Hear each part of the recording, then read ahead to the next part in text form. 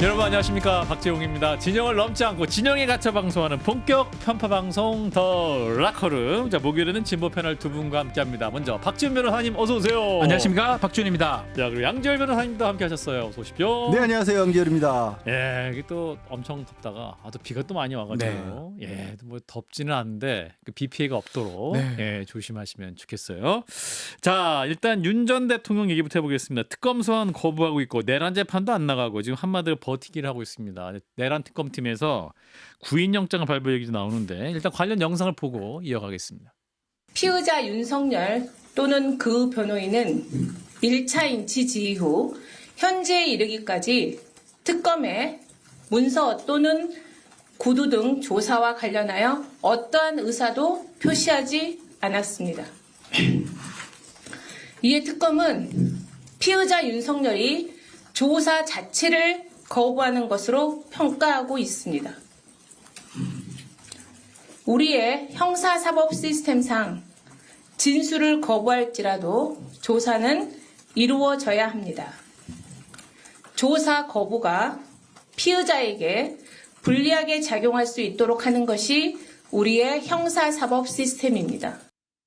예, 자, 특검의 조사, 문서, 구두 조사 관련해서 어떠한 의사도 표하지 않고 있다. 이거 어떻게 해야 됩니까? 자, 이제 사실은 구속이라는 관념 안에는 두 가지가 포함되는 개념입니다. 네. 구금과 구인이에요. 예. 구금은 가둬 놓는 거고요. 그렇죠. 구인은 인치할 수 있다는 거예요. 데리고 올 수 있다. 언제든지 끌 인자, 끌 수 있다는 거거든요. 그러니까 구속영장이 발부됐다는 거는 두 가지를 할 수 있다는 권능을 받은 건데 거부하고 있잖아요. 예. 사실은 힘을 또 강제력을 동원해서 뭐 이런 말 표현 좀 그렇죠. 사지를 드러낼 뭐 포획이라고 해야 되나요? 뭐 그런 의미로 가능합니다. 뭐 테이저 건이라든지. 근데 이제 서울구치소에서 야, 그런 참. 집행을 안 하는 상황이고 예. 특검에서 이제 인치 지휘를 하려고 박옥수 특검보가 이제 가려고 했는데 그때 구속 적부심을 청구하는 바람에 미뤄졌거든요. 예. 지금 특검 측 조은석 특검 측 얘기에 따르면 막 구속 적부심 아마 기각이 될 거고요. 그 이후에는 사지를 드러낼 것 같습니다.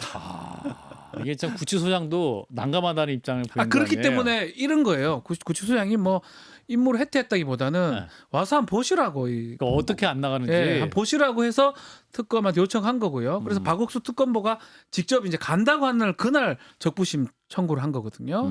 그래서 지금 미뤄진 상태인데 저는 뭐 여기서 한 가지 더 첨언하고 싶은 게 그러니까 조치를 취한 게 뭐냐면 뜨끔하게 해줘야 될 것 같아요.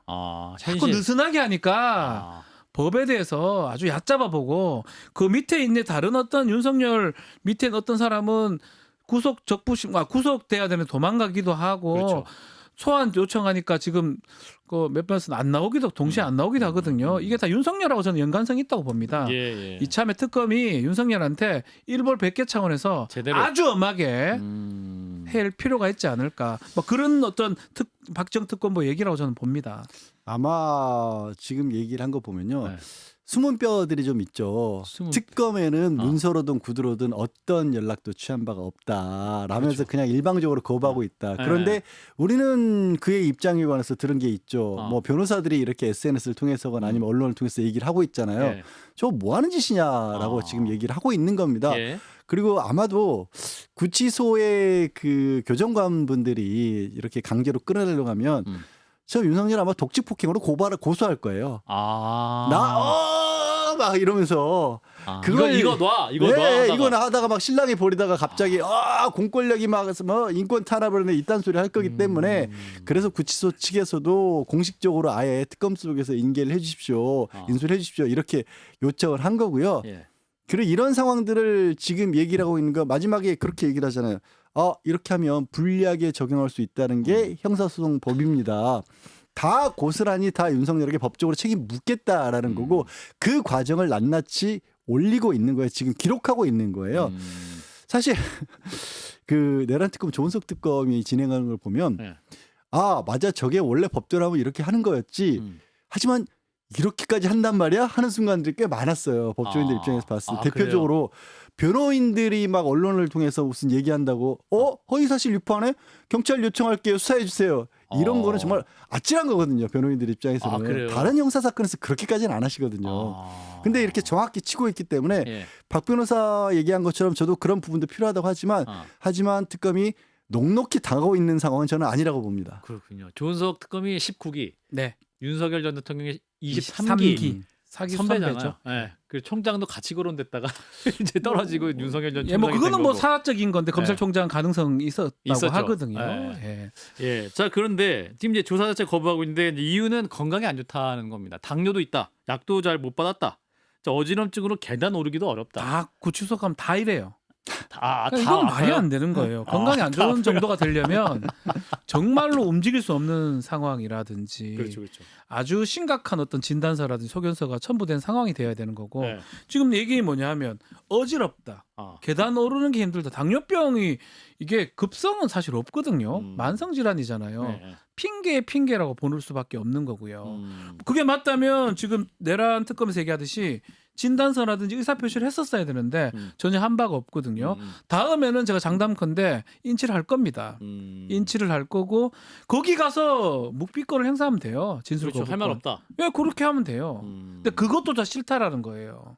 근데 이게 좀 뭐랄까, 뭐 변호사를 오래 하셨으니까 이 형사 절차에 있어서 안 간다 해갖고 막 조사 못하는 사례가 저는 있었습니까? 박근혜 때 한번 그랬던 거 있고 이게 형사소송법의 인권이라는 게 윤석열 앞에서만 적용되는 것 같다는 느낌이 자꾸 듭니다.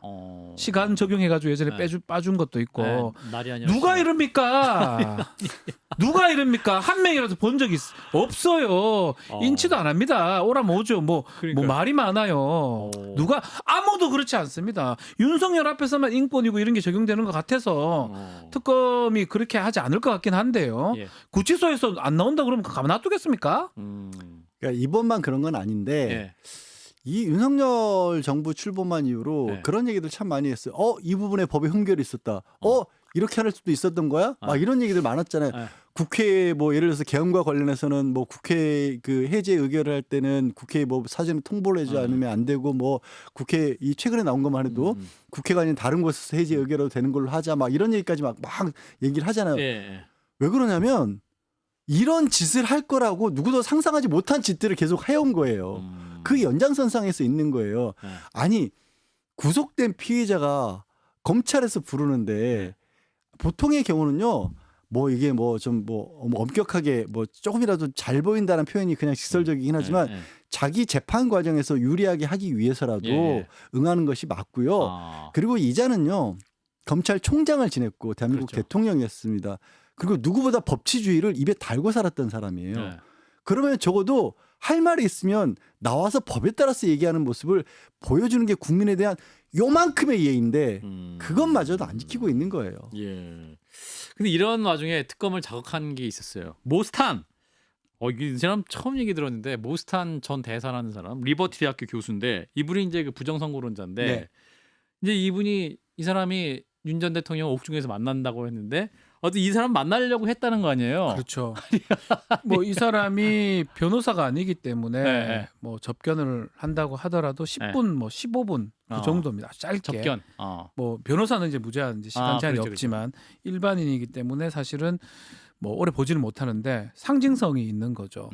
뭐 예를 들어서 이재명 대통령의 어떤 명예훼손 부분이라든지 그렇죠. 부정선거 부분이라든지 계속 주장했던 사람인데 예. 미국에서 왔는데 대사라는 뭐 호칭 뭐 주한 대사 한국 대사는 아닙니다. 그렇죠, 사법 그렇죠. 대사인가 뭐 이런데 예. 그 명칭으로 극우 지지층이 아주 선호할 수 있는 사람인데 이 사람하고 만나는 건 정치적 의미를 좀 부여한다고 봐야 될 것 같고요. 예. 그게 이제 거부되거나 특검에서 조치가 되니까 구속 적부심으로 연결된 게 아닌가 그렇게 해석이 됩니다. 이 뭐 탄 전 대사 네. 관련해서는 가볍게 볼 문제는 저는 아니라고 생각을 해요. 아까 그래요? 얘기하셨던 것처럼 예. 이제 리버티 대학이잖아요. 네. 거기가 즉 CBS라서 약간 조심스럽긴 한데 예. 괜찮아요. 기독교 계열의 사립대학입니다. 예. 그리고 이쪽에서 가르치고 있는 교리가 일반적인 생각과 달리 종교도 정치 문제, 사회 문제에 적극적으로 개입해야 한다고 주장하는 그런 쪽에 있고요. 그래서 이 어찌 보면은 이 계열의 가르침을 했던 사람들이 예. 주로 특히 이제 지금 뭐 브라질이나 이런 곳에 그 기독교가 좀뭐 과하게 정치력이 영향력을 끼치고 있는 그런 문제들을 거의 지금 그 이쪽에서 일으키고 있거든요. 리버티 대학 가면 자유잖아요. 우리 윤석열이 가장 좋아했던 말이 자유입니다. 거기서 연결이 되는 부분, 그러니까 그쪽에 있는 부정선거를 주장하는 극우적인 세력하고 연결이 돼 있고요. 또 트럼프하고도 굉장히 가깝다고 알려져 있고, 그래서 우리 극우 세력이라든가 극우 유튜버들은 이 모스탄을 통해서 트럼프가 이 한국 내정에 간섭할 수 있다. 거의 구세주처럼 지금 이 인물을 받들고 있어요. 예. 그리고 윤석열도 아마도 그런 상황을 알고 있기 때문에 만나려고 했고, 그게 불발되니까 이 편지까지 굳이 보내서 전환길에게 대도하게 만든 거거든요. 예. 요 부분이 아마도 당분간은 지금 뭐 윤석열 주변에 있었던 사람들이 많이 힘을 잃긴 했고 좀 기가 빠지긴 했어도 여기서 뭔가 활로를 찾으려 할 것 같아요. 그러니까 윤석열을 풀어주지 못하더라도 여기서 계속 군부를 떼는 역할을, 그러니까 극우 집회를 과거 했던 이런 사람들이 예. 여기에 좀 매달릴 것으로 보입니다. 편지를 지금 이제 윤 전 대통령이 이제 접견이 금지되자 이분이 또 모스탄 전 대사한테 편지를 보냈어요. 우리 만나려고 했던 거 맞는데 네. 특검은 어리석고 이게 악의적인 결정으로 우리 못 만나게 됐다 하면서 편지 내용 쭉 썼는데 편지 내용이 무슨 얘기하는지 잘 모르겠어요. 조금 이해가 안 돼. 구술한 것 같습니다. 저 편지를 본인이 썼다기보다는 김계리 김계리 변호사가 구술. 대독 듣고 적었다고 봐야 되겠죠. 예. 대서라고 표현할 수 예. 있을 것 같은데 대필. 대필. 예. 예. 그런 걸로 보이는데 아마 말하는 걸 그대로 적다 보니까 내용 전달이 사실 거의 잘 안 되고요.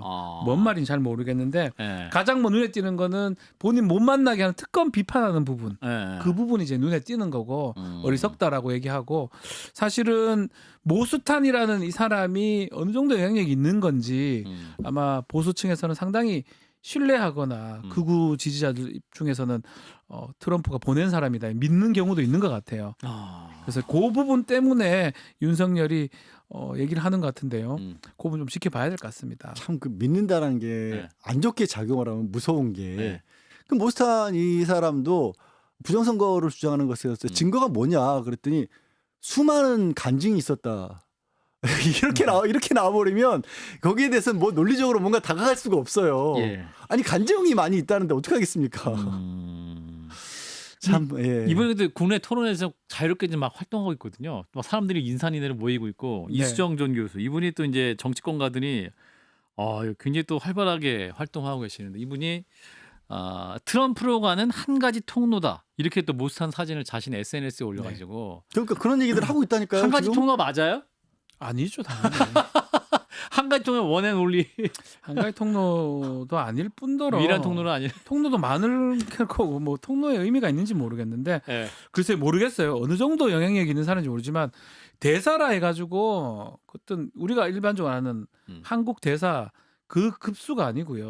유엔 기관에 대사를 지냈던 사법 대사라고 뭐 표현을 하더라고요. 차관보급의 이제 인물로 봐야 될 것 같고 그래서 뭐 일부는 우리 한국 대사로 올 수도 있다고 하는데 뭐 저는 그럴 가능성이 좀 매우 적다고 매우 안 된다고 저는 판단이 드는데 아마 보수층이나 이쪽에서는 윤석열을 대신할 만한 사람으로 어떤 메신저라고 하나요? 뭐 전환길이 이전에 있었다면 그 메신저로 모스탄이라는 사람을 택한 게 아닌가 그렇게 해석이 됩니다. 그렇군요. 지금 전광훈 전환길에서 모스탄까지 지금 네. 어질어질하다 이런 말씀 많이 하시는데 자 내일 오전 또 10시 15분에 이제 윤 전 대통령이 청구한 구속적 부심 법원이 판단을 하는데 인용될 가능성은 뭐 희박해 보입니다만 이거 어떤 법 기술도 쓸 것이냐. 근데 뭐 딱히 법 기술이라고 할 법기술 거는 아니고요. 네. 저는 사실 윤석열이 그동안 했던 게 윤석열과 그 주변의 변호사들이 했던 게 법기술이라는 생각은 안 들어요. 그냥 체급으로 밀어붙이기, 강짜 부리기 정도였다, 어깃장이었다라고 생각을 하고, 그리고 실제로 이제 특검에서 소환해서 조사하고 구속되기까지의 과정을 보면 뭔가 뭐 안 갈래, 뭐 날짜가 없고 뭐 가더라도 늦게 갈래 하다가 결국 질질질 끌려가다가 다 그냥 소용없이 다 구속이 됐잖아요. 이제 한 번 정도 통했던 게 정말 많은 국민들에게 트라우마급으로 좀 충격을 줬던 그 직위원 재판부에서 풀어줘 버린 거. 이거는 정말 그건 법기술이라보다 억지를 그냥 재판부에서 받아들여 버린 거기 때문에 왜냐하면 그때 당시 어떤 변호사 법조인들도요 이건 말도 안 된다라고 했는데 그냥 그걸 받아들여 버렸거든요. 그러니까 그건 아직도 좀 미스테리한 부분이긴 한데 그게 성공한 거 말고는 사실 성공한 게 없어요. 5시에 나온 속보에 따르면 이제 윤석열 전 대통령이 구석 적부심에 직접 출석을 해가지고 건강 악화를 직접 호소할 예정이다. 네. 그러니까 정말로 아프다. 정말 당뇨 심하고 정말 걷기 어렵다. 이것도 모스탄하고 연결되는 것 같아요. 적부심을 하면서 결국은 조사받으러는 안 가고 적부심에는 참석하는 거거든요. 그러네요. 조사할 때 이제 그 좀 끌려가는 모습이라든지 수위를 필리지는 않을 것 같긴 한데 뭐 그런 모습보다는 당당하게 나가서 지지자들한테 보여주고 싶었던 게 아닌가. 그래서 이제 구속 적부심에도 직접 참석한다고 하는데 논리에 오류가 있는 거예요. 당뇨에서 그 계단도 못 오르니까 어지러워서 조사도 못 받겠다는 사람이 적부심 또 간다는 직접 것도 가니까. 논리에 맞지는 사실 않거든요. 그렇긴 하네요. 아유, 한동훈 전 측근이자 전 법무부 장관이 한마디로 정리했어요. 구치소에 암 환자도 많습니다. 그렇죠. 암 환자도 많습니다. 많이 많죠. 있습니다. 다 재판 받고 조사 받고 갑자기 숙연해지네요. 다 해요. 예. 알겠습니다. 자, 이런 가운데 지금 또 계속 이제 그 특검 관련 뉴스가 나오고 있는데 체포영장에 발부된 김건희 씨의 집사, 교회 집사 말고 집사, 그 집사입니다. 그러니까 집 옆에서 일을 도와주는 김예성 씨에 대해서 이제 특검이 지명수배, 여권 무효화, 인터폴 적색 수배 조치에 들어갔는데 현재 지금 베트남을 이분이 떠나서 제3국으로 갔다 이런 소리 있어요. 그러니까 지금 뭐 이건 추측의 영역이긴 한데요. 네. 그 인근에 이제 캄보디아가 있습니다. 캄보디아가 베트남하고 이제 국경 지역에는 약간 치안이 이제 부재한 곳이 있다고 합니다. 그러니까 자유롭게 좀 갈 수 있다. 예. 원하면 불법적으로. 거기에는 뭐 인터폴이 작동하기도 어렵고 만약 한다면 체류를 좀 불법적으로 하는데 용이하다. 거기가 있을 가능성도 있지 않을까. 안 그러면 이전에 갔어야 되는데 이전에 가려면 사실은 눈에 띄었었거든.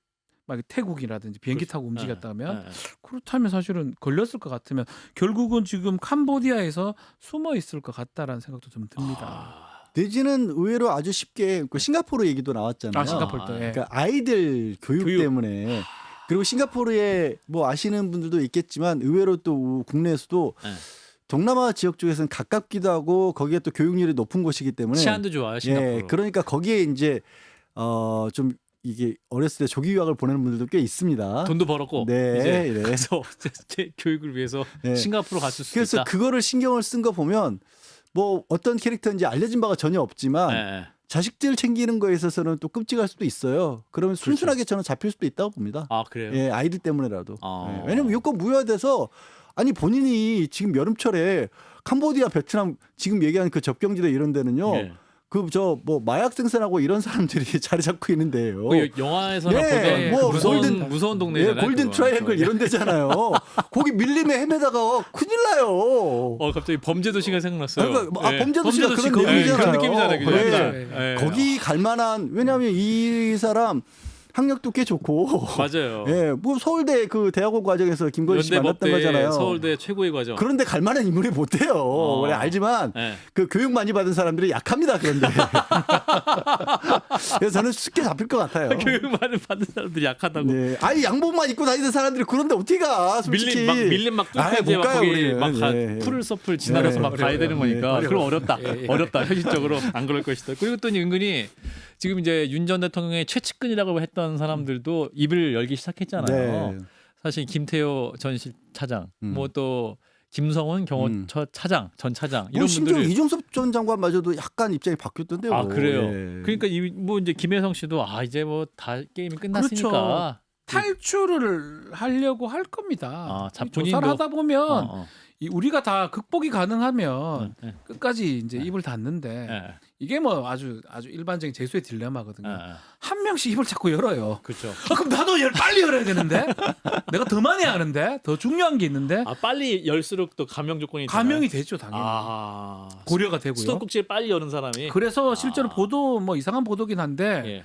자신이 와서 조사를 받겠다라는 보도가 또 있었어요 언론 기사를 통해서. 뭐 그런 얘기 있었죠. 그런 내용이 아마 이런 거를 간을 보기 위한 수법이라고 보고 결국은 지금은 도망이나 도주의 가능성이 있지만 예. 저도 양 변호사님 말씀처럼 아주 조만간에 본인이 자진해서 와서 엄청난 얘기들을 많이를 할 겁니다. 그렇게 하면 할수록 본인한테는 감형이 되거나 유리하거든요. 그럴 가능성이 매우 높습니다. 그러니까 이 사람이 지금 알려진 것만 해도 네. 그 장모 최은순 씨가 350억대 그 저 통장 잔고 잔고 증명서. 이거 위조를 해줘서 집행유예 받은 거 말고도 네.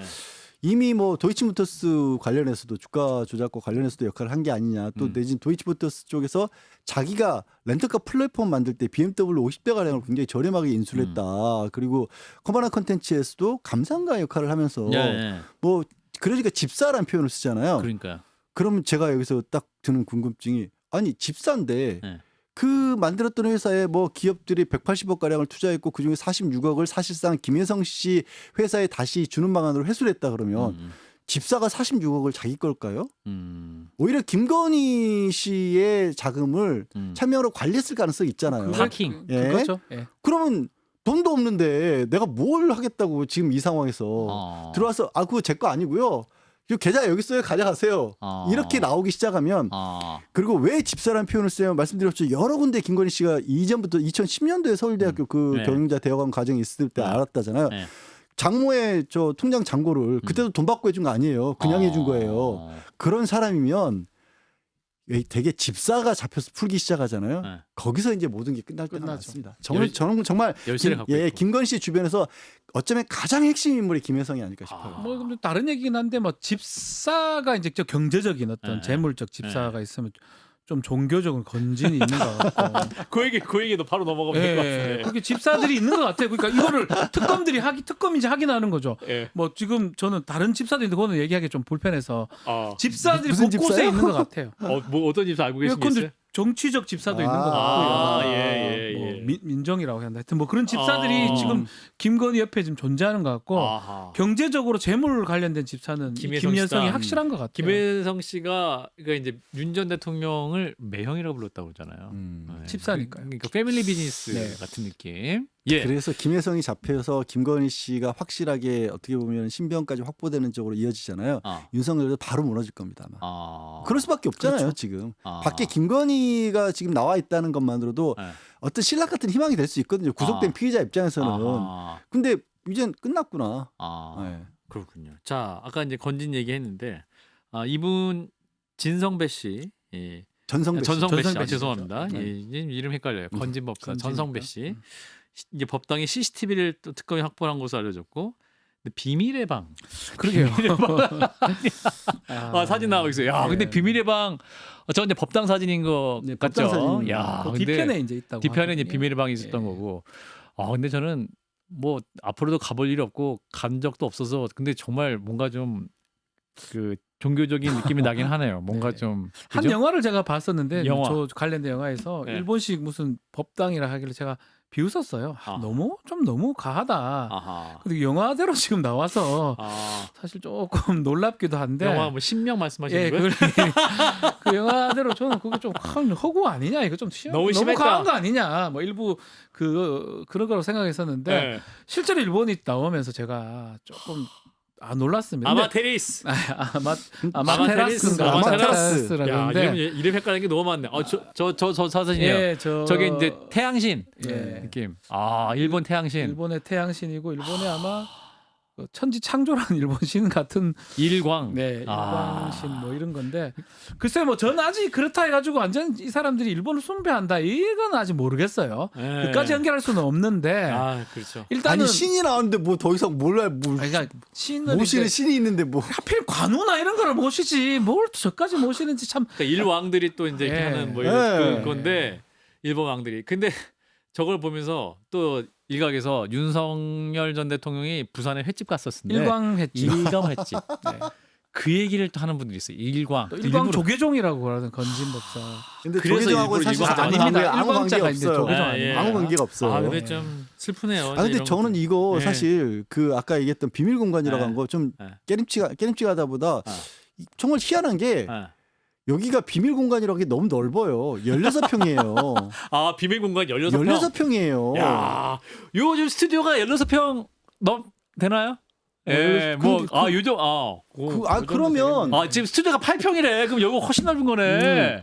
아니 그러면 16평이면은 스튜디오보다 큰 거면 네, 말도 안 돼. 저걸 어떻게 몰라요? 그 저기 사람 탁자 놓고 만날 수 있는 거는 네. 비밀의 방. 그러니까 창고처럼 썼다는 거 아니에요. 야. 근데 왜 이 얘기를 하냐면 남부지검에서 저기를 압수수색하면서 저기를 빼놨어요. 이거 두 번째 압수수색이거든요. 그러니까. 원래 건진 쪽이 저기 알선 수재로 남부지검에서 수사를 하고 있었는데 네. 16평을 무슨 비밀이에요 그게. 내가 가도 찾겠구만. 참. 그럼 그 남부지검을 수사할 때 그 부분 확인해야 돼요. 정말 고의적으로. 몰랐을까? 정말 몰랐을까? 예, 이 가게에서 그래도 실수인지. 일부러 그런 건 아닐 수도 있다라고 얘기를 하시는 분도 있고. 아니면 그 압수수색하면서 면죄부를 준 거잖아요. 네. 압수수색하면서 더 이상 안 볼 거니까. 어. 그럴 가능성도 뭐 배제할 수 없어요. 음흠. 뭐 이상민 그 현금도 마찬가지고요. 뭐 네. 지금 고소 고발했던데 네. 등등으로 압수수색을 하면서 그 후에 조치를 제대로 안 함으로써 거기는 더 이상 안 들어갑니다. 수사기관들이 예, 예. 아무도. 아하. 그런 효과가 또 있는 거니까 아하. 이 특검에서 해야 될 게 진실을 밝혀낸 거 하나. 아. 두 번째는 진실을 밝혀낸 걸 막으려고 했던 것들도 찾아내야 됩니다. 그 부분. 특검 할 게 너무너무 많네요. 예. 너무너무 많아요. 지금 진실의 줄거리가 막 뽑을수록 새로운 이야기들이 많이 나오네요. 자, 특검 얘기 여기까지 하고 자, 인사청문회 얘기를 좀 해보겠습니다. 아 불편한데. 예, 이제 불편한데. 또 이게 또 편파 방송이어도 아, 또 우리 불편한데. 본인 진영을 위해서 또 올바른 얘기를 할 수 있는 게 또 좋은 방송이니까. 네. 자, 강선우 이진숙 후보자 이분이 또 이제 이 두 분의 이름이 가장 많이 거론되는데 일단 관련 영상 좀 보고 이어가겠습니다. 강선우 여가부 장관 후보자 관련해서도 오늘도 여권에서는 필요한 부분은 더 설득해야 한다는 발언도 나왔고 또 이진숙 교육부 장관 후보자도 오늘 보도에 따르면 직장 내 괴롭힘 의혹이 계속 나오고 있는 상황입니다. 또 보도에 따르면 야권을 넘어서 좀 범여권에서도 사퇴론까지 좀 제기가 되고 있는데요. 이 상황에 대해서 현재 대통령실은 어떻게 판단하시고 혹시 이것이 좀 낙마 사유가 된다고 보시는지도 여쭙고 싶습니다. 네, 대통령실은 인사청문회 과정을 지켜보고 판단하겠다라는 입장에서 달라진 부분은 없습니다. 예, 자 강준영 대변인, 더 달라지는 입장은 없다라는 얘기죠. 자 일단 강선우 후보자, 지금 민주당 보좌진 협의회에 역대 회장단까지 나와서 이제 사퇴하는 게 어떻겠느냐, 뭐 이런 입장이 나왔는데 사실은 이제 의원 출신 장관 후보자의 경우에는 또 여야 모두 어차피 또 계속 볼 거기 때문에 사실은 장관 청문회 잘 좀 통과되는 게 현역 불패. 현역 불패예요. 예. 그게 혹시 깨질 수 있을 것이냐? 한 번도 지금 낙마했던 자진 사퇴했던 경우는 없습니다. 현역에서.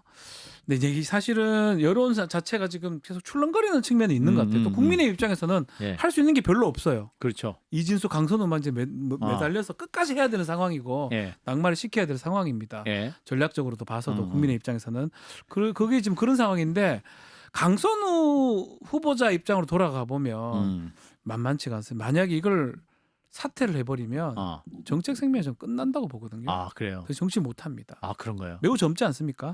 그렇죠, 그렇죠. 그래서 그런 상황에서 다른 옆에 있는 동료 의원들이 너 그만둬라 사퇴해라라고 얘기하기 저는 쉽지 않다고 보고요. 대통령실도 그걸 보고 있을 것 같아요. 찰랑찰랑한 건 사실이에요. 여론만 제가 말씀을 드리겠습니다. 여론만. 내용을 제가 말씀할 필요 없을 것 같고 그 상황이지만 결국은 강선우 후보자가 어떤 선택을 할 건데 정책 생명이 끝난다는 측면에서 봤을 때는 저는 좀 끝까지 좀 밀어붙이지 않을까 이렇게 예상을 해봅니다. 그렇군요. 근데 지금 국민의힘의 공세가 문제가 아니라 예. 국민의힘이 아니라 국민 눈높이가 문제가 되는 거죠. 지금 그렇죠, 상황은 그렇죠. 네. 사실 그게 중요한 것 같고요. 정치적으로 지금 뭐 야당이기 때문에 양보한다 이런 걸 고려할 타이밍은 아닌 것 같습니다. 근데 이제 좀 엉뚱한 얘기지만 우리가 지금 정치인을 양성하는 그런 시스템이 없다라는 얘기를 자주 합니다. 그러다 보니까 뭐 진보 진영 내부에는 86그룹이 뭐 몇십 년째 이렇게 주로 그런 동력 내지는 어떤 이 진제를 끌어올 수 있는 그런 어떤 배경이 되고 있고 다른 뭐 국민의힘 같은 경우도 계속 대통령 후보도 자당에서 못 만들어내가지고 간판을 빌려오는 그런 일들이 벌어지고 있냐 아니냐. 저는 이런 현상도 연장선상에서 이걸 좀 볼 수가 있을 것 같아요. 두 사람 다 이전부터 정치계에서 성장해온 사람들은 아니에요. 그렇죠. 그러니까 사회적으로 어떤 명망을 가지고 있다가 스카웃된 사람들인데 이제 이런 분들은 어찌 보면 국민 눈높이에 봤었을 때 뭔가 그 사람들이 뭐 불법이나 이런 걸 아니더라도까지는 아니더라도 안 맞는 부분들이 나오는 경우가 왕왕 있어요. 꼭 그 어디서 사고가 나면 이런 분들에게서 나와요. 제가 지켜보면 그렇더라고요. 보면. 근데 지금 상황에서는 그렇다고 할지라도 또 이재명 대통령도 뭐 사람을 써야 되는 상황이기 때문에 고민스럽죠. 인수도 없이 정권은 출발을 했는데 예. 그리고 이 뭐 인수위 그 국무위원이라든가 장관 이런 사람들을 그냥 뭐 허수아비처럼 앉혀놓은 것도 아니고 실무를 지금 굉장히 빠른 속도로 진행을 해나가고 있잖아요. 예. 그러다 보니까 여기서 또 낙마하고 또 이거를 또 끌어가야 되고 또 여성가족부 같은 경우에는 뭐 이대남 문제라든가 이런 거를 해결해 나가는 데 있어서 사실 정치적으로 큰 의미가 있는 그렇죠. 것이거든요. 아. 그래서 이런 문제가 있는 사람을 끌고 가면서까지도 그걸 맡기는 게 맞는지 아닌지 굉장히 대통령실도 고민이 깊을 것 같고 결국에는 국민 눈높이가 그 결정을 좌우하게 될 것 같아요. 이게 지금 아마도 지금 이제 오늘 내일까지 또 장관 청문회가 진행될 거기 때문에 이제 대통령실도 아마도 결단을 고민하겠죠. 예. 할 것 같긴 한데 그 시점은 그러면 낙마냐 혹은 강행이냐 이 시점은 주말 네, 주말 정도. 뭐 주말 정도의 형식은 어떻게든 한다면 잦은 사퇴 형식이 되지 않을까. 어떻게든. 사퇴를 예, 낙마든 예. 사퇴든 예, 발표 자체가 발표 자체가 아하. 지금 그 상황만이 아까 이제 박 변호사가 정치 생명이 끝날 수도 있다라는 얘기를 했지만 그래도 뭐 일말의 희망이라도 남는 게 있다라면 예. 그렇게 하는 것만이 오히려 특히 이제 강선 의원 같은 경우는 이제 현역 의원이기 때문에 예. 그걸 유지할 수 있는 방법이 아닐까. 왜냐하면 뭐 주변 의원들이 나가라 그래서 나간다가 대통령실에서 찍어서 낙마시켜 버리면 진짜 그건 본인이 힘들 수 있거든요. 예. 극복할 수 있는 여지는 선출직이기 때문에 여전히 있어요. 예, 본인이. 그렇죠. 예, 예. 그렇기 때문에 그게 한다면 그 방향으로 가지 않을까 싶어요. 예, 이제 강선 후보자 얘기였고, 자 또 하나 이제 교육부 장관 이진숙 후보자 이분 충남대 총장 출신인데, 이분도 지금부터 제자 논문을 또 잘못 그렇죠. 또 뭡니까 표절 시비가 있고 제자의 박사학위 논문 부분을 이제 그렇죠. 본인이 말로는 일저자다, 또 아니다 교신저자 아니냐 뭐 이런 식으로 또 얘기를 하고 있는데, 청문회를 지켜보니까 본인은 자진 사퇴 의사가 전혀 없어 전혀 보이던데요. 없었는데. 근데 이제 사실 교육부 장관이라는 직책이 중요한 것 같아요. 예. 표절도 문제지만 예. 교육부 장관을 과연 할 수 있는 그 정도의 어떤 자질이 있냐 이런 뭐 의문이 좀 있는 것 같고요. 특히 예. 지금 뭐 불법적 요소도 있습니다. 자녀들을 지금 외국에 이제 보내서 예. 교육을 시켰다라는 그렇죠. 거액을 들여서 예. 그 부분이 이제 국민 눈높이하고는 사실 안 맞다고 봐야 되고 예. 다른 뭐 직책을 한다면 그거는 이해할 수 있는 부분도 있지만 예. 교육부 장관이 공교육을 책임져야 될 사람이라면 예. 그 부분을 극복하기가 저는 쉽지 않지 않을까. 아. 본인이 이제 사퇴 안 한다고 하더라도 예. 이제 언질이 가겠죠. 뭐 대통령실이나 그만해라 한다든지. 예. 예. 그래서 뭐 어쨌든 여론 추이를 계속 지켜볼 겁니다. 이진숙, 강선우 두 사람. 뭐 나머지 저는 후보자는 큰 문제가 없다고 보는데 이 두 사람에 대해서는 지금 말한 것처럼 뭐 국민의힘이 잘해서가 아니고요. 예. 예. 여론, 국민의 눈높이에 따라서 예. 결정이 나지 않을까. 저는 그래서 좀 개인적인 뭐 추측 예상이긴 한데 이진수 후보자가 좀 더 어려워 보이는 상황이에요. 강선우 이분이 이제 후보자보다는. 교육부 장관 후보자인데 이를테면 청문회 때 초중등학교 교육 일수, 수업 일수, 법정 수업 일수 부르니까 잘 몰랐고. 전혀 모릅니다. 그다음에 교육행정 정보 시스템 나이스. 네. 이거 몰라요. 몰라요. 아니 그러니까 이거를 모르면 안 되는 건 국민이 몰라요. 보기 있어도 그러면 그 교육부 장관 준비된 거야? 그러니까 동네 이게, 이제 예. 학부모들이 깜짝 놀랐다는 거예요. 저거를 모르는 사람이 어떻게 교육부 장관 하느냐. 네. 이제 해가지고 배우면 된다고 하지만 그거는 사실 또 아니죠. 그러니까 그런 게 국민 눈높이인 거거든요. 사람이 그렇게 없냐 이렇게 되기 때문에 예, 예. 그렇다면 교육부 장관 자리는 사실 쉽지 않다. 저는 그렇게 좀 보고 있습니다. 뭐 표절 이런 얘기가 네. 굉장히 익숙하잖아요. 이제는 그렇죠. 국민들이 잘 알아요. 장관 하려면 논문 쓰지 말아야겠다 이런 생각이 들으니까 뭐, 이거. 그리고 일단 가장 또 표절 그러면 김건희가 떠올라요. 문제가 또 그렇긴 그런 하네요. 연상작용을 예. 일으켜버린단 예. 말이에요. 지금 국민대 박사학위 취소는 완료됐나 모르겠네. 네. 그것도 뭐 된다 안 된다 막 말이 많았었는데 그러네요. 그런 뉴스를 계속 보고 있는데 이재명 정부인데 표절이라고? 아. 근데 지금 본인이 그렇게 해명을 하고 계시지만 그렇죠. 이게 사람들의 마음의 머릿속에 그 단어가 연상되네. 주는 연상작용이라고 하는 게 이렇게 쉽게 해결되지 않아요. 그래서 어쩌면 억울하실 수도 있죠. 네. 진짜로. 저도 그 이공계 논문 시스템이 어떻게 되는지 저는 모릅니다. 저는 그렇죠. 학사 논문밖에 안 써봤기 때문에 남아있지도 않을 것 같고. 책은 굉장히 많이 써요. 키 한 20권 넘지 않아요? 18권입니다. 아, 20권 가까이 되고 있어요. 뭐 하여튼 네. 그러니까 그럼 저는 표절 안 했습니다. 아, 참고로. 그러니까. 예. 보면 알아요. 표절 하나도 안 한 것 같아요. 네. 제가 동화책 같은 그것도 많고. 그렇죠. 그 쉽게 본인 풀었어요. 딱 말을 한 거 똑같은 느낌이라서. 아, 평소 말투가 그대로 예. 배어 있다고 하더라고요. 예. 예. 어쨌든 하여튼 그런 부분 때문에 이제 안타깝지만 사람들이 받아들이기가 어려운 거죠. 그리고 이제 그것보다 더 그런 건 예. 유학 보낸 게 뭐 불법이냐 합법이냐를 떠나서 그러니까 중학교 3학년 때 보냈는데 네. 그거 이제 그때 보내는지 몰랐다 이렇게 얘기를 그러니까 했잖아요. 그러니까 모르고 알고가 문제가 아니라 공교육을 담당해야 되고 그러니까. 예, 우리가 항상 공교육이 얘기할 때 사교육이 너무 네. 우리 대한민국에 뭐 나라를 망친다, 교육을 망친다, 뭐 이런 얘기를 매번 하잖아요. 그게 이제 힘든 거죠. 그러니까 교육부 장관으로서 공교육 시스템을 정말 좋게 해서 예. 경쟁력 있게 하거나 뭐 해서 해야 되는데 본인은 공교육 시스템 전혀 이용 안 한 거 아니에요. 예. 교육에 보면 그러니까 그런 부분에 여러 가지 또 비판점이 있는 거니까 예. 예 아무튼 후보자들이 또 제대로 좀 판단을 하셔라 뭐 이 정도 말씀을 두 분의 말씀에서 느낄 수가 있었습니다. 자 다음 영상을 좀 넘어가도록 하겠습니다. 자 국민의힘 얘기인데요. 또 두 분이 갑자기 힘을 내실 수 있을 것 같습니다. 윤희숙 혁신위원장 이분이 처음에는 인적 청산 뭐 이런 거 구체적인 거 거론할 거 아니다 이렇게 이제 당원들이 그런 걸 준 거 아니다 이렇게 얘기하셨다가 인적 쇄신 얘기하고 어제는 이제 실명을 거론했습니다. 네. 나경원, 윤상현 그리고 장동혁 그리고 송원석 네. 그래갖고 후폭풍이 거센데 일단 당내 분위기를 예상해주는 장면을 보고 이어가겠습니다.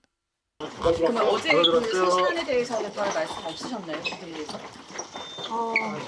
다구리? 다구리 다구리라는 건 안 받아들이겠다는 취지로 말씀하십니다. 이공계 때 있었던 얘기니까 그냥 다구리라는 말로 요약하겠습니다.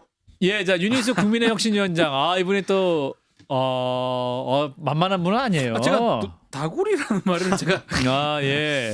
이게 저기서 들으면 우리는 방송에 쓰면 제재 들어올 안 걸요. 되죠. 이거 이제 유튜브니까 저희가 자유롭게 은어입니다. 다구리. 집단 린치 뭐 이런 거죠. 문매 같은 거. 집단 한국말로 집단 문매. 문매를 맞았다. 다구리라는 다구리. 글을 써서 집단으로 맞았다. 깜짝 놀랐는데 집단 폭행 뭐 이 정도 수납 되겠네. 집단으로 맞았다. 뭐 이 정도. 집단 그러니까 린치 당했다. 집단 뭐 린치 이렇게 뭐 이런 표현하고. 건데. 그래도 그 다구리라는 말을 아니, 써. 전에 이제 윤희숙 위원장이 그 손가락 가지고 논란이 좀 됐잖아요. 네. 8대 과제 얘기할 때 네, 한 가지, 예. 두 가지 하고 네. 세 가지를 이렇게 그걸 이제 가운데 손가락. 그래서 예. 저는 그냥 야 실수다 누가 그걸 일부러 그러겠냐라고 했는데 다구리를 쓰시는 거 보니까 실수가 아니었나? 그 이제 실수했다고 생각하시는 그리고 뭐 실수라고 생각하는데 예. 정치인의 언어라는 게 있죠. 중요하죠. 말씀드린 것처럼 방송에서도 함부로 써서는 안 될 단어인 거고요. 그렇다고 한다면 그게 어렵고 알아듣기 뭐 좀 생각을 해야 되는 거라고 할지라도 다른 얘기를 단어를 표현. 썼어야죠. 표현을 썼어야죠. 저게 뭐 아주 직설적으로 직관적으로 딱 무슨 말인지 알겠다. 그것만 중시해서는 안 되는 거거든요. 예. 아니 본인이 지금 혁신을 하겠다고 나선 분이잖아요. 예. 당의 어떻게 보면 정치적인 위상 같은 것들을 새롭게 국민들 앞에 보이겠다고 하신 분이 예. 그 입에서 다구리를 꺼내면 코미디가 돼버려요. 막장이 돼버려요. 여러분 지금 다리 가리키는데 왜 손가락 갖고 뭐라고 하시는 거예요? 저 국민의 혁신을 얘기하고 있는데 왜 자꾸 근데 그 다구리 손가락을 왜 표현. 가운데 손가락을 드냐고요. 알겠습니다. 신경을 안 쓸 수가 없잖아요. 예. 아이고 예. 세상에. 그러니까 아무튼 이제 윤희숙 위원장이 기자들 카메라 딱 앞에서 이제 당연히 나갈 걸 네. 알면도 불구하고 다구리라는 표현을 쓴 거는 또 본인의 혁신안을 말했는데 반응 매우 안 좋았다는 거를 상징적으로 표현하고 싶었던 것 같아요. 그렇죠. 당했다라는 괜히 분한 말을 마음도 있었던 것 같고 쓴 사실은 거죠. 예. 이분도 굉장히 뭐랄까 의사 표현에 강한 분이기 때문에 그렇죠. 직설적이고 하고 예. 싶은 말씀 하시는 분이니까요. 참 심각한 것 같아요. 국민의힘은 혁신위원장도 그렇고 예. 지금 상황도 그렇고 어. 요걸 이렇게 표현하더라고요. 윤나 송장? 나윤 장송 죄송해요. 송장 아니고 죄송해요. 송장 아니까 너가 죄송해요. 이상하니까 아니 뭐 나윤 장송 장송이라고 소나무인 왜 거지 그래? 나윤 장송 나윤 송장 장송이라고 제 이제 아닙니다 표현- 장송 예, 소나무 표현을 이름 하던데 네. 이 네 사람의 이제 사실 반응은 뭔 소리냐. 어쩔 TV. 아주 무시해 버리는 거거든요. 그래서 뭐 이런 느낌. 그래서 사실은 혁신위원장이 여연 원장 하다가 지금 한 거기 때문에 네. 실제로 지금 힘이 있는지도 의문이에요. 그 전에 안철수 위원장 전 위원장도 마찬가지로 이런 용어만 쓸 뿐이지 타격감이 없다. 뭘 할 수 있는 게 없어요. 4명이 움줄여야 되는데 뭐 어쩌라고가 돼버리기 때문에 아. 국민의힘이 지금 갈 수 있는 상황이 점점 더 안 보인다. 아주 어둡다. 뭐 혁신이고 뭐고. 저는 좀 그래도 이 힘들어 혁신 보인다. 논의가 사실은 많이 가라앉았었는데 윤석 위원장이 그래도 막 실명 거론하고 직격탄을 날리면서 뭔가 좀 살아있는 느낌? 약간 좀 가슴이 좀 뛰는 느낌 그건 살짝 들긴 해요 사실은. 진짜요? 아, 죄송합니다. 제가 아직까지 왜 이렇게 아니, 왜 이렇게 나이브한 아니 방송하는 입장에서는 그 씹을거리가 있으니까 그거는 건더기가 이제 있으니까. 국민의힘이 뛰는 느낌이 아니라 네. 방송용으로 좋다라는 느낌인 거죠. 아, 그 정도에 그치는 거예요. 이거는. 그런가요? 예, 왜냐하면 지금 그 장송 네 분이 나윤 장송 이분이 나윤 장송. 저 송장이라고 괜히 해가지고 나도 지금 그렇게 얘기할 뻔했네. 죄송합니다. 근데 예, 어쨌든 예. 근데 이분들이 그렇게 아무렇지도 않게 한다는 얘기는요. 그거를 윤수 위원장이 모를까요? 그럴 반응이 나올 거라는 거. 아. 그리고 결정적으로 진짜 국민의힘에서 뭐 핵심이라고 했던 친윤 그룹들 쌍권 이름도 안 거론했잖아요. 그러니까. 그나마 1차안이라고 그랬어요. 예, 그 1차 아닌데 만만한 사람들 고른 것 같아요. 제가 아, 봤을 그래요? 때는 지금 당내 핵심이라고 부를 수 없는 사람들. 그런데 그것마저도 안 받아줄 걸 뻔히 알면서 저렇게 얘기해놓고 다구리 당했다고 얘기하는 걸 보면 저는 이분이 어차피 국민의힘 내에서 자기가 중요하게 뭐 이렇게 쓰인다거나 이럴 세력을 차지하기는 어려울 것 같고 그냥 지금 약간 나서서 외부 세력이라든가 새로운 어떤 계획을 잡는데 자기 정치하는데 쓰고 있는 것 같아요. 혁신위원장 자리를. 당을 진짜 혁신시키기 위한 건 난 못할 것 같아라는 자백인 것 같아요. 저런 말씀들이. 예, 오히려. 못할 것 같다는 자백이다. 자백이라기보다 그냥 그 속내가 다 드러나는 거죠. 아. 나 혁신 내가 하겠어. 20일 날 의원총회 할 때 그러면 어떤 얘기가 나올까? 나가라고만 안 하면 다행이에요. 별다른- 거기서 무슨 얘기하면. 아, 윤희숙 위원장한테 나가라. 네. 그만데 다구리? 별다른 얘기가 진짜로? 안 나올 것 같습니다. 아, 아예 예. 반응이 없어요. 뭐 의원총회 의원도 아닌데 왜 들어왔어 이럴걸요? 아, 혁신위원장이 맡겼는데 그래도 가기는 가겠지만 어. 뭐 별다른 국민의힘이 바뀔 가능성이 점점점 없어 보입니다. 아. 점점점 시간이 아니, 흐르면 흐를수록. 그거는 윤상현 의원이 음. 김재석 의원한테 계엄 직후에 했던 얘기가 있어요. 재서봐. 지금 힘들 것 같지? 네. 1년만 지나봐. 야, 윤상현이 의리 있더라. 네. 하면서 뽑아주더라. 네. 그 생각을 한다는 거야. 지금 주로 국민의힘의 주축을 이루고 있는 의원들 자기 지역구 관리하는 것밖에 신경 안 쓴다는 거예요. 언더찐윤, 부울경. 예. 그럴 거 아니에요. 아니 거기서 어차피 지역구 관리만 잘해도 자기 뺏지다는데 아무 문제 없고 내년에 지방선거 있다 그래도 그것도 어차피 자기가 사실상 지역구 의원들이 아. 좌지우지 하잖아요. 무슨 상관이 있어? 그게 중앙당이. 문제예요. 침묵하는 다수거든요. 107명이 방관하는 있는데. 네. 야. 아마도 뭐 모르긴 몰라도 다수가 TK 지역이나 경남이나 부산에 매우 자기는 당선되기 좋을 뭐 아주 좋은 그런 지역에 있는 사람들일 거로 보입니다. 그 사람들은 관심도 없어요. 바뀌든지 말든지. 역설적으로요. 지금 더 좋아할 수도 있어요. 왜냐하면 위에서 큰 힘이 있어가지고 세력을 장악해가지고 공천 새롭게 해서 당 태어나는 모습 보여준다고 물갈이한다고 그러면 쫓겨날 가능성이라도 높은데 누가 지금 나서가지고 그런 역할을 할 칼을 휘두를 만한 세력이 없잖아요. 부재하잖아요. 네, 그렇죠. 난 가만히 있으면 국회의원 될 것 같은데 지역구 안 뺏기겠는데 왜 나서요? 여기서 또 중요한 또 변수라고 할 수 있을까요? 사실은 이제 송원석, 윤상현 이분들에게 이제 직격탄 날린 게 전환기 씨 그 그러니까요. 윤어게인성 집회에 이제 참석한 것 때문에 이제 윤희숙 위원장이 칼을 든 건데 전환기 씨가 근데 국민의힘에 입당한 것으로 알려지고 있습니다. 그리고 확인된 건 아닌데 본인 말로는 자신의 추종자 10만 명이 당원으로 가입돼 있다. 그래서 윤 전 대통령을 보호하는 그런 당 대표를 만들겠다. 큰일 났습니다. 야, 이건 정말 이전에 송원석 비대위원장이 전환길 있는 그 강해하는 추천차하는 곳인가요? 네. 거기 갔죠. 네. 지금 대부분 지금 전환길하고 계속 만나고 있는 상황이거든요. 근데 사실 전환길이라는 사람은 네. 어쩌면 윤석열의 뭐 화신 같은 사람이고 국민의힘이 다시 뒤로 돌아가는 겁니다. 그러니까 만약 입당을 하고 진짜 10만 네. 명이나 뭐 네. 당원을 가입을 시켰다 그러면 다시 국민의힘은 옛날로 돌아갈 뿐더러 네. 그 무슨 당이죠? 자유통일당 뭐 그거랑 똑같은 당이 되는 거 아닌가요? 야 이게 좀 가능한 얘기인지 뭐 저는 아니라고 믿고 싶은데 이게 맞다면 예. 사실은 답은 좀 없습니다. 근데 이분 이게 입당했으면 맞다면. 정치하려는 거 아니에요?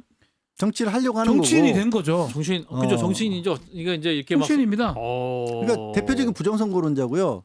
저희가 시작할 때 얘기했던 극우 세력들하고 연결이 돼 있잖아요. 네. 모스탄을 지지하고 있는 사람들하고 연결이 돼 있는 거예요. 네. 그래서 이게 어떤 불행한 일이냐면 네. 이 세력이 당이 그래도 공당이 약해져 있는 틈을 타서 사실은 어떤 공개된 정치의 장에 들어와서는 안 될 세력이 공당 안으로 파고드는 어떤 그렇죠. 모양새가 만들어지고 있는데 예. 여기서 아이러니한 건 뭐냐면 조금 전에 말씀드린 것처럼 그 언더진이라는 사람들이 쫙 버티고 있어서 이 사람들이 갈 곳이 없고 힘이 없잖아요. 네. 그러니까 예를 들어서 윤상현, 나경원 이런 사람들은 이 집회 왜 열심히 나갔겠어요. 자기 세력이 없어요. 서울의 수도권이기 때문에 그렇죠. 이 사람들이라도 자기가 끌어안아야 자기 지지를 얻을 수가 있는데 네. 아이러니하게 문제지만 다행인 거는 이 국힘 내는 언더진유들은 이 사람들에게 기대지 않아도 자기 세력이 있어요. 토란 말이에요. 그렇죠. 그래서 다행스럽게도 국힘의 주요 세력은 못 될 거예요. 아 그래요? 그 극우들이 이런 식으로 태회 같은 경우는 보수 정당을 극우 세력에 먹어버리는 잔례들이 많거든요. 근데 찐님들이라고 부르는 그 토호들 때문에 변화는 못 하는데 그 사람들이 꽉 버티고 있어서 이들도 소수에 그칠 거예요. 이건 다행이에요. 나철수 의원이 윤 전 대통령이 구속돼서 사라지니까 친길게 만드냐? 한기. 친길, 그게- 길, 그게- 윤한기, 윤한길, 전환기. 전환기, 윤한기. 그게 똑같은 얘기예요. 전환기. 윤석열이 의존했던 게 극우 유튜버들하고 극우 네. 세력 정광원이었잖아요. 그거를 이 전환길이 들어서 다시려고 하냐. 하지만 윤석열은 자기 자리를 못 만들었어요. 결국엔. 이게 진짜 아이러니하게도 한편으로는 다행이고 크게 봤을 때는 한편으로는 국힘으로서 회생 가능성이 없는 거예요. 아 그래서 윤희숙 위원장이 앞으로 개파 정치 안 하겠다 107명 서약서 내라고 그랬는데 서약서 뭐 무차고 왜 20일 날 아마 서약서를 들고 의원총회에 갈 것 같은데요. 아무도 안 쓰거나 쓴다 해도 아무 의미 없는 걸 쓰겠죠. 아무 의미 없습니다. 뭐 옛날에도 뭐 소약서 같은 거 많이 썼잖아요. 아무 아. 쓸모없는 불체포 특약인가요, 특권인가요? 알겠습니다. 그런 상황 같아요. 아유 안타까워서 그래요. 걱정하는 거예요 이게 뭐. 나라를 위해서는 걱정이 돼요. 돼요. 제대로 된 보수 정당이 있어야 돼요. 아 진짜 걱정돼요. 네, 제대로 사실. 있어야 돼요. 사실은. 사실은. 아니 부정선거론이 어떻게 지금 말이나 돼요, 대명천지에 그게? 지금 이게 이거 안 됩니다. 이거 안 됩니다. 정말 보수의 정치가 살아나는데 국민의힘도 제대로 혁신의 길을 가야 한다는 그런 마음을 담아서 두 분이 말씀해 주신 것 같아요. 자 일단 비도 오는데 건강 조심하시고 우리 청취자 여러분들도 건강 조심하시고 호흡 피해 없기를 바라봅니다. 여러분 고맙습니다.